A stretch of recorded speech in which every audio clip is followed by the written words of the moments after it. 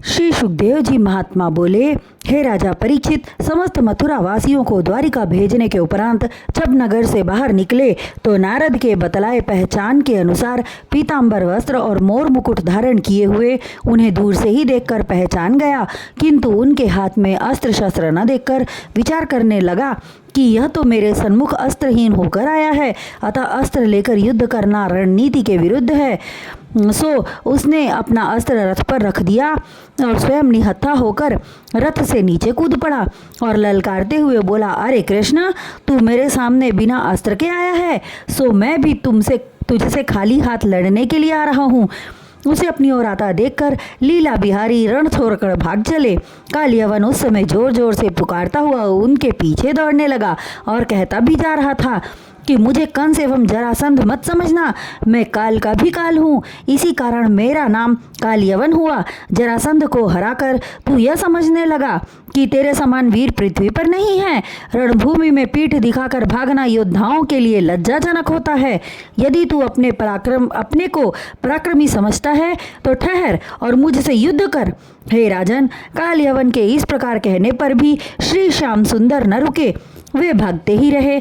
जिन्हें बड़े बड़े ऋषि तपस्वियों के परम गतिमान मन नहीं पकड़ पावे, उन्हें पकड़ने के लिए कालियवन दौड़ रहा था। उसे यह ज्ञान न था कि उनकी इच्छा के बिना पकड़ पाना तो दूर, उनका दर्शन कर पाना भी दुर्लभ है। हर पग पर कालियवन यही समझ रहा था कि अब पकड़ लूंगा, किंतु वह दौड़ते दौड़ते थक गया। तब श्री कृष्ण जी एक स्थान पर रुक गए। उन्हें इस प्रकार रुका हुआ देखकर कालियवन अपने मन में विचार करने लगा कि शायद वह भी मेरी तरह थक गया है और अब उससे दौड़ा नहीं जा रहा है।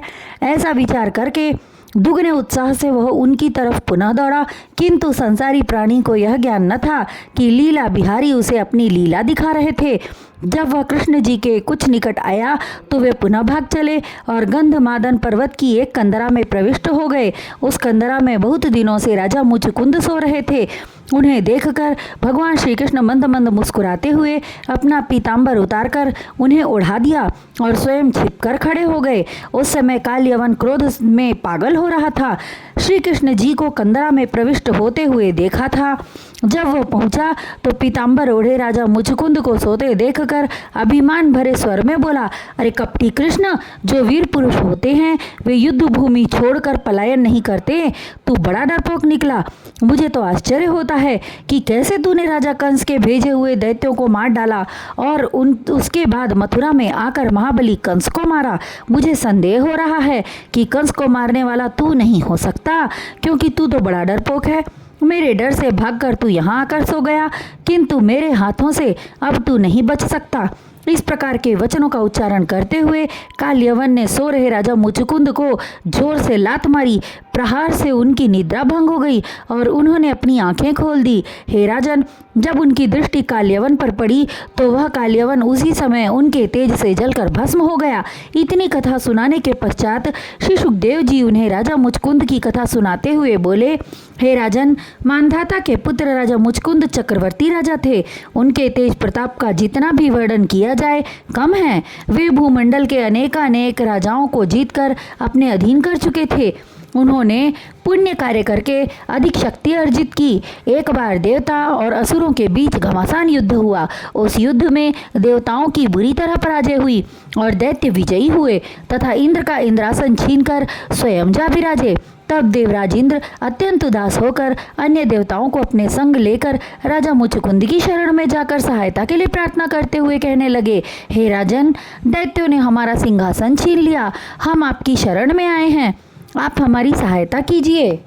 देवताओं के वचनों को सुनकर राजा मुचकुंद अस्त्र शस्त्र से सुसज्जित हो अपने रथ पर बैठकर दैत्यों से लड़ने के लिए चल दिए। हे राजन, दैत्य उस समय अधिक शक्तिशाली हो रहे थे। उनसे लड़ते लड़ते राजा मुचकुंद को कई वर्ष व्यतीत हो गए, फिर भी दैत्य न हारे। तत्पश्चात उन दैत्यों का संहार करने के लिए शिवजी के पुत्र कार्तिकेय जी आ गए। तब देवराज इंद्र ने उनके निकट जाकर कहा, हे राजन, आपने हम देवताओं के हित के लिए बहुत समय तक दैत्यों से युद्ध किया। यह आपका हम पर बहुत बड़ा उपकार है। अब आप विश्राम कीजिए, क्योंकि अब कार्तिकेय जी हमारी सहायता के लिए आ गए हैं। देवराज इंद्र के वचनों को सुनकर राजा मुचकुंद बोले, हे देवराज, यदि आप सब निर्भय हो गए हैं तो हमें अति प्रसन्नता है। बहुत दिन गुजर गए मुझे अपने कुटुंबियों से भेंट किए हुए, अतः आप हमें शीघ्र पृथ्वी लोक पर पहुंचाने की व्यवस्था करें, जिससे मैं अपनी स्त्री पुत्र आदि से मिल सकूं।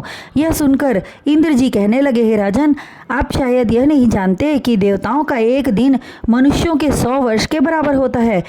फिर आपने यहाँ वर्षों तक रहकर दैत्यों से युद्ध किया, अब आप वापस जाकर क्या करेंगे? वहाँ आपके परिवार का कोई प्राणी नहीं मिलेगा। यह जानकर राजा मुचकुंद दुखी हुए, उनका मुखमंडल मलिन हो गया। उस समय देवराज इंद्र ने उन्हें धैर्य दिलाते हुए कहा, हे राजन, संसार में कोई भी प्राणी अमर नहीं है, फिर चिंता क्यों करते हो? मृत्यु ही यथार्थ सत्य है, उसे मुस्कुराकर अंगीकार करना चाहिए। इस प्रकार इंद्र ने उन्हें धैर्य धारण कराकर कहा, आपने हम देवताओं की रक्षा हेतु दैत्यों से बहुत काल तक युद्ध किया।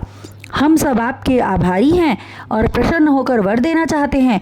मोक्ष गति को छोड़कर कोई भी दुर्लभ वस्तु मांग लो, हम तुम्हें प्रदान करेंगे। तब राजा मुचकुंद ने सोचा कि बहुत दिनों से शयन सोना न कर सका, जिसके कारण मेरी इंद्रियां शिथिल हो रही हैं, इसलिए मैं सोना चाहता हूँ। मुझे ऐसा स्थान बतलाइए जहाँ मेरी निद्रा में बाधा न उत्पन्न हो। तब इंद्र ने उन्हें गंधमादन पर्वत की गुफा में जाकर सोने के लिए कहा और यह वरदान दिया कि जो भी प्राणी तुम्हें जगाएगा वह तुम्हारी दृष्टि पड़ते ही जलकर भस्म हो जाएगा। हे राजा परीक्षित, तुम जान चुके हो कि भगवान श्री नारायण ने श्री कृष्ण का रूप धारण कर देवकी के गर्भ से जन्म लिया था। सृष्टि में ऐसी कौन सी वस्तु है जो उनकी दिव्य दृष्टि से छुपी हो?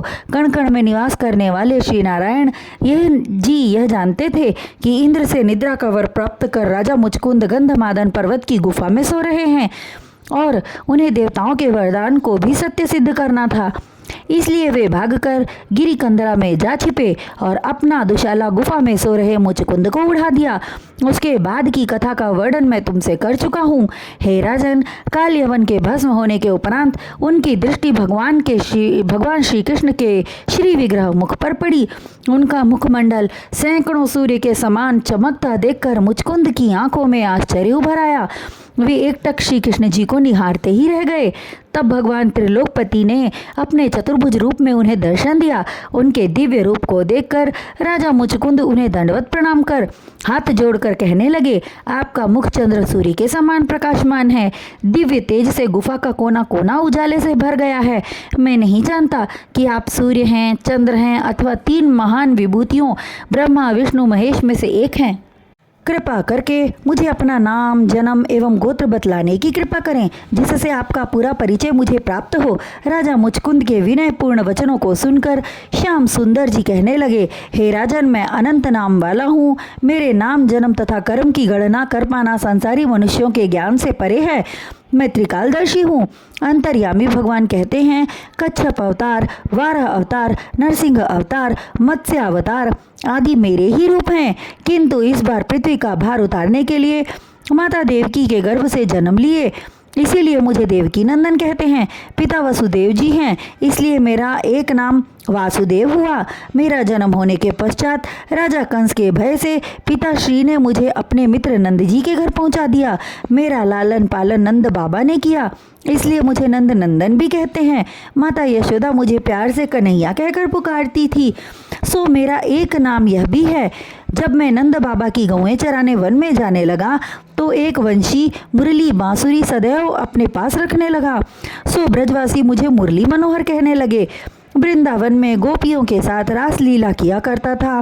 वे मुझे श्याम सुंदर कहकर पुकारती थीं। कुलगुरु गर्गाचार्य ने मेरा नामकरण कर मुझे श्री कृष्ण नाम से विभूषित किया।